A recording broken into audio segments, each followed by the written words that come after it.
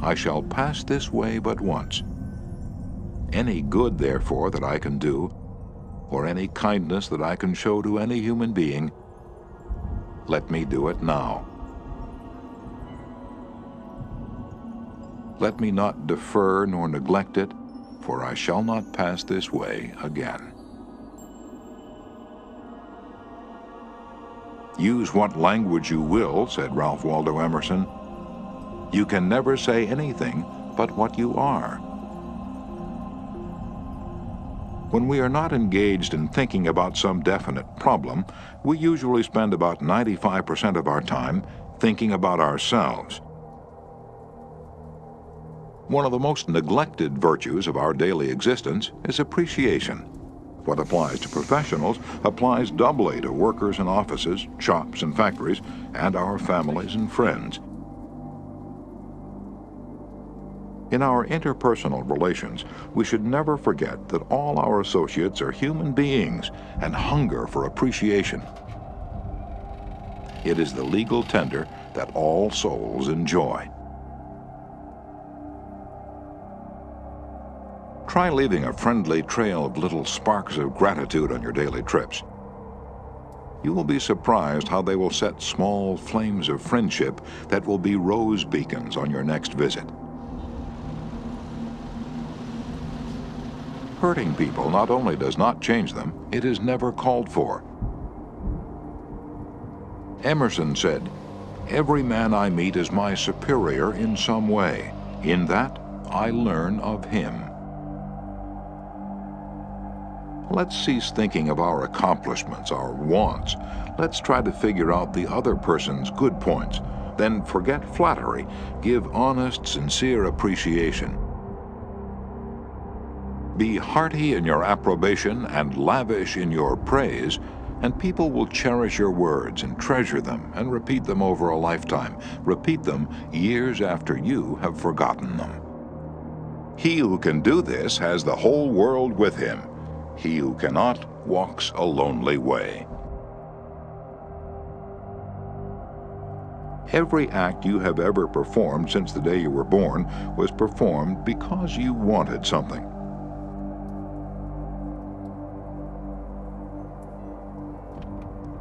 Here is one of the best bits of advice ever given about the fine art of human relationships. If there is any one secret of success, said Henry Ford, it lies in the ability to get the other person's point of view and see things from that person's angle as well as from your own. That is so good, I want to repeat it.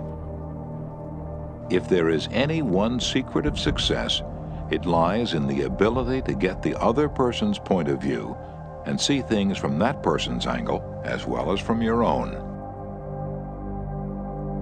That is so simple, so obvious, that anyone ought to see the truth of it at a glance. Yet 90% of the people on this earth ignore it 90% of the time. The world is full of people who are grabbing and self-seeking. So the rare individual who unselfishly tries to serve others has an enormous advantage. He has little competition. People who can put themselves in the place of other people, who can understand the workings of their minds, need never worry about what the future has in store for them. It is the individual who is not interested in his fellow men who has the greatest difficulties in life and provides the greatest injury to others. It is from among such individuals that all human failures spring. Yet I know, and you know, people who blunder through life trying to wigwag other people into becoming interested in them. Actions speak louder than words, and a smile says, "I like you, you make me happy, I'm glad to see you." That's why dogs make such a hit. They're so glad to see us that they almost jump out of their skins. So naturally, we're glad to see them. There's far more information in a smile than a frown. That's why encouragement is a much more effective teaching device than punishment. The effect of a smile is powerful, even when it's unseen. You must have a good time meeting people if you expect them to have a good time meeting you. Action seems to follow feeling, but really action and feeling go together. And by regulating the action, which is under the more direct control of the will, we can indirectly regulate the feeling, which is not. Thus, the sovereign voluntary path to cheerfulness, if our cheerfulness be lost, is to sit up cheerfully and to act and speak as if cheerfulness were already there. Everybody in the world is seeking happiness, and there's only one sure way to find it. That is, by controlling your thoughts. Happiness doesn't depend on outward conditions, it depends on inner conditions. It isn't what you have, or who you are, or where you are, or what you're doing that makes you happy or unhappy. It is what you think about it. Whenever you go out of doors, draw the chin in, carry the crown of the head high, and fill the lungs to the utmost. Drink in the sunshine, greet your friends with a smile, and put soul into every hand clasp. Try to fix firmly in your mind what you would like to do, and then, without veering off direction, you will move straight to the goal.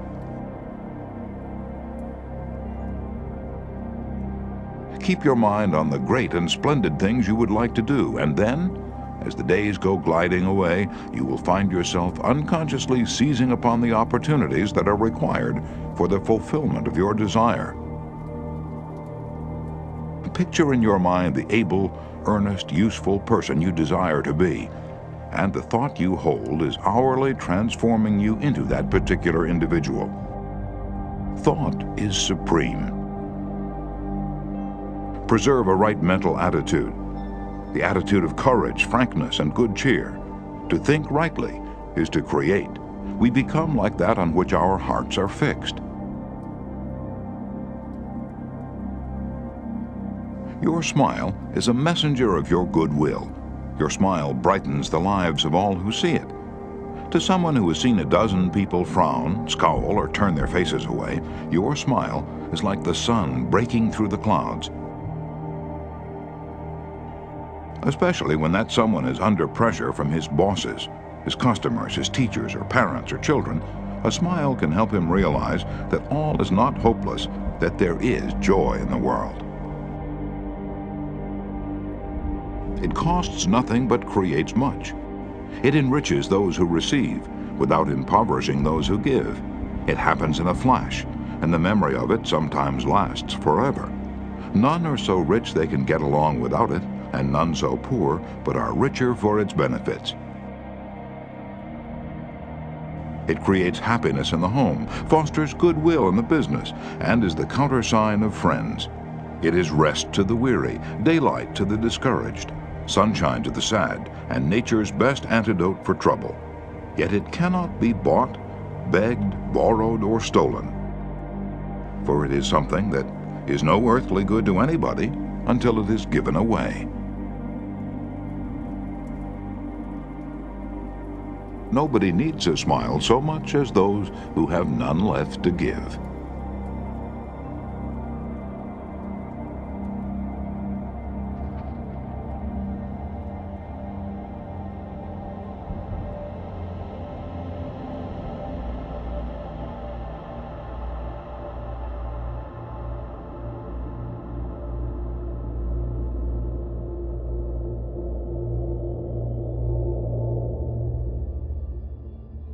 No man who is resolved to make the most of himself can spare time for personal contention.